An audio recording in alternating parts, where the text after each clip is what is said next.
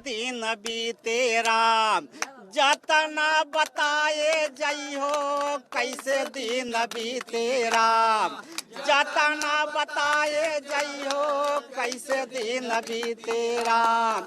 यहीं पार गंगा बहत वहीं पार जमुना, यहीं पार गंगा बहत वहीं पार जमुना, अरे बिचवा में है बरो नैया लगाए जइहो कैसे दिन बीते राम, जतना बताए जइहो कैसे दिन बीती राम। भगवान राम की नाव अगर किसी ने पार लगाई थी तो वो थी केवटों ने।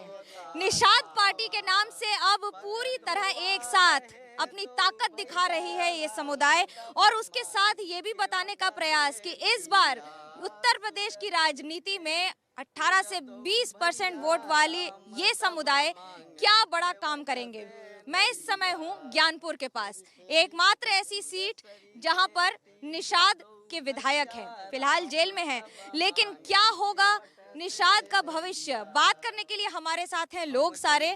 मिठाई लाल जी प्रांतीय यहाँ के अध्यक्ष हैं, क्या है इस बार की नीति रणनीति और कितना भरोसा है कि नाव पार लग जाएगी? जो निषाद की नाव पे बैठेगा तो निश्चित रूप से वो पार उतरेगा, चाहे वो विधानसभा का चुनाव हो, चाहे लोकसभा का चुनाव हो, चाहे कोई भी क्षेत्रीय चुनाव हो। राम जब भी वनवास आते हैं तो उनको तुरंत अपनी सेना दे के लंका पे विजय दर्ज कराते हैं, और विजय दर्ज कराने पे पुनः राम वापस आते हैं, राज्याभिषेक होता है, राम उनको न्योता भेजते हैं और निषाद राज कैबिनेट में उनका जगह मिलती है। तो निषाद राज ने राम को गले लगाया और राम ने निषाद राज को गले लगाया, तब जाके राम का कष्ट हुआ। तो अगर राम का कष्ट अगर निषाद राज दूर करते सकते हैं तो ये सपा बसपा भाजपा कांग्रेस का जो निषाद को गले लगाया उसका कष्ट दूर हो जाएगा। बहाव किस तरफ है नदी का इस बार? बहाव जहाँ निषाद है उधर ही बहार है। बीजेपी तो राम जी के वोट पर कायम है, निषाद क्या बीजेपी राम जी के साथ है? भारतीय जनता पार्टी को याद होना चाहिए कि निषाद ने राम का मदद किया है, और निषाद पार्टी ने 2017 में मदद किया, 2014 में मदद किया, 2019 में। अब मदद की अपेक्षा से निषाद पार्टी के मेरे सामाजिक मुद्दे हल हो जाए। मिठाई लाल जी, कितने वोटर हैं इस बार और क्या उनके दम पर आप बात कर रहे हैं, और कितनी सीटों पर लड़ेंगे चुनाव? फिर 2019 में इन लोगों ने, हमारे सपा बसपा ने हमको धोखा दिया था, हम भारतीय जनता पार्टी के पास आए अपने सामाजिक मुद्दे के साथ। तो भारतीय जनता पार्टी की जहां 45 सीटों वहाँ 65 सीटों से उनके विजय रहा। 40 सीटों में तो निषाद पार्टी की वजह से भारतीय जनता पार्टी जीत गई। सरकार चुनाव चिन्ह के हिसाब से ही अगर बात करें तो इस बार थाली भरी है? भोजन भरी थाली हमेशा भरी है मैडम जी, हर गरीब के लिए अमीर के लिए तो भोजन भरी थाली तो भरी है, और जो भोजन भरी थाली को ठुकराएगा और निश्चित डूब जाएगा। सपा बसपा भाजपा कांग्रेस हमेशा हमारे समाज को इस्तेमाल किया है। उन्होंने फिर हमारे समाज में एक ऐसे मसीहा का जन्म हुआ, डॉक्टर संजय कुमार निषाद जी ने, उन्होंने हमारे समाज में आए और उन्होंने एक नारा दिया कि कश्यप निषाद बिंद सभी जान लो जरा, पूर्वज की कर्म काया पहचान लो जरा, महर्षि वेद व्यास चारों वेद के दाता, वर्णित किए थे जीव और ब्रह्म का नाता, सदियों से त्रेता द्वापर सब दे रहे गवाही, जाहिर निषाद वंश रहे हर युगों के राई। पे बैठे भगवान गंगा मैया धीरे बढ़ो, ओ नैया पे बैठे भगवान की गंगा भी बैठे राम के साथ, लक्ष्मण भी बैठे, लक्ष्मण भी बैठे हो, लक्ष्मण भी बैठे, नैया पे बैठे सीता माई की गंगा मैया धीरे बढ़ो, नैया पे बैठे भगवान की गंगा मैया धीरे बढ़ो, धीरे बढ़ो मैया धीरे बढ़ो, नैया पे बैठे भगवान की गंगा मैया धीरे बढ़ो। भगवान राम की नाव जिसने पार लगाई थी, अब वो क्या लखनऊ की सत्ता पर भी बैठने के लिए बीजेपी की नाव पार लगाएंगे? निषाद पार्टी ये बखूबी जानती है कि करोड़ों वोट उनके हाथ में है, और नाव के लिए जमीन से ज्यादा पानी का बहाव जरूरी होता है, और इन गानों के जरिए उन्हें पता है कि वोट के साथ साथ बहाव को भी काबू करना निषाद पार्टी को आता है।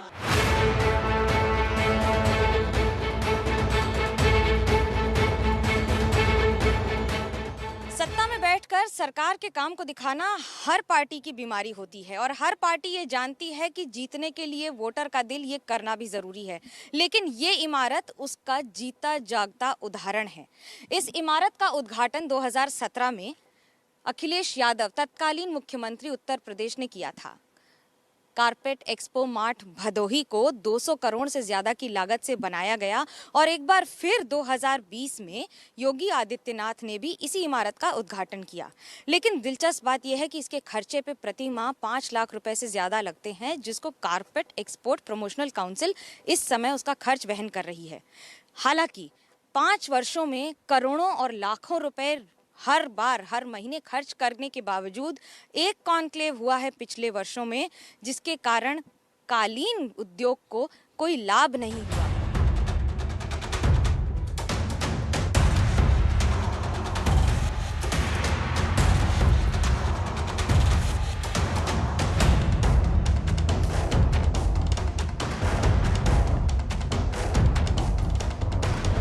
कालीन के क्या हालात हैं, इस पर बात करने के लिए हमारे साथ हैं संतोष गुप्ता, ग्लोबल ओवरसीज के मालिक हैं। लेकिन कालीन की अगर हम बात करें तो इस समय उद्योग के क्या हालात हैं? इस समय उद्योग के हालात तो अच्छे हैं। करीब 25 लाख लोग जुड़े हुए हैं सीधे तरीके से। सरकार को विशेष ध्यान देना चाहिए। हालांकि पिछले वर्षों में उन्होंने किया भी है, लेकिन इस समय और भी समय के अनुसार मांग है इसकी कि और सरकार इसको प्रोत्साहित करेगी। सबसे बड़ी समस्या क्या है इस समय उद्योग की? क्योंकि बड़ी बड़ी इमारत बनी है, करोड़ों रुपए खर्च करके इमारत बन गई, मार्ट बन गया, इस्तेमाल हो रहा है उसका? फिलहाल अभी तो मार्ट जो है उसका कोई इस्तेमाल नहीं हो रहा है। इसमें हम सरकार द्वारा बहुत आशा लगा के बैठे हैं, लेकिन फिलहाल हमें कोई भी उम्मीद नज़र नहीं आ रही कि सरकार इसमें हमारी कोई हेल्प करे। तो यहाँ पे दिक्कतें भी बहुत है बुनकर लाइन में। जैसे यहाँ बिजली कट जाती है तो काम बंद हो जाता है, या बारिश हो जाए तो कारखानों में पानी आ जाता है, नालियाँ साफ नहीं रहती, इस वजह से भी हो जाता है। सब मोदी योगी की तरफ से तो हमको बहुत सहयोग मिला है, क्योंकि कॉलिंग कंपनी में हम लोग को काम न मिलता तो हम लोग घर बैठ कर क्या करते हैं, कोई काम नहीं है। लेकिन यहाँ कंपनी ग्लोबल के वजह से हम लोग को काम अच्छा मिला, खाने को भी मिलता है, पहनने को भी मिलता है। भारत में विश्व के 40% कालीन बनते हैं जो यहाँ से एक्सपोर्ट होते हैं। भदोही इसमें सबसे बड़ा नाम है। 16वीं सदी से लेकर अभी तक इस इलाके ने अपनी पहचान बना ली है और कालीन को जीआई टैग यानी कि एक इंडिकेशन भी मिल गया है। अंतर्राष्ट्रीय स्तर पर इसकी पहचान है, लेकिन अभी भी 10,000 करोड़ से ज्यादा के इस पूरे बिजनेस को इंतजार है कि सरकार की नजर तो इस नगर पर पड़े।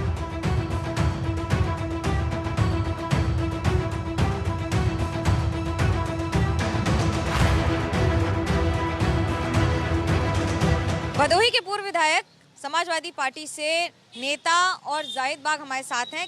किस तरह से देखते हैं इस बार आपके लिए क्या चुनौती है और किस मुद्दे पर भदोही में चुनाव लड़ेंगे?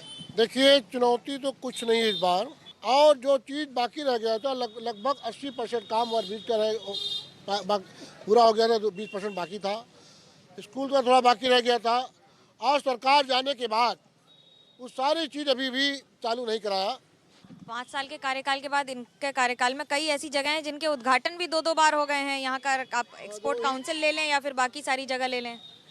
माननीय अखिलेश यादव ने शिलान्यास किया, उद्घाटन किया, उसके बाद 2 बार माननीय योगी नाथ जी उसके बाद 2 बार किया उद्घाटन। ये भूल जाते हैं उद्घाटन करके। आप पर तो आरोप लगते हैं कि तुष्टीकरण की राजनीति कर रहे हैं, उसी पर टिके हुए हैं। योगी आदित्यनाथ तो अब्बा जान तक का इस्तेमाल कर लेते हैं शब्दों का, क्योंकि उनके पास और कोई काम तो है नहीं। जनता के लिए कौन काम कर रहा है ये जनता बखूबी जानती है, क्योंकि पब्लिक है, सब जानती है। हमारे साथ हैं विधायक साहब नरेंद्र नाथ त्रिपाठी जी। ये बताइए कि इस बार भी चाट का मसाला क्या गरम ज्यादा है या तीखा ज्यादा है? देखिए, चाट का मसाला बहुत गरम है और महंगाई की मार बिल्कुल नहीं है। हर लोगों को हर हाथ में काम देने का काम किया। कांग्रेस और समाजवादी पार्टी कहती है कि बेरोजगारी सबसे बड़ी समस्या है, विकास तो किया ही नहीं। एक कहावत है ना, इन लोगों का, हमारे पूर्विया में लोग कहते हैं सुपवा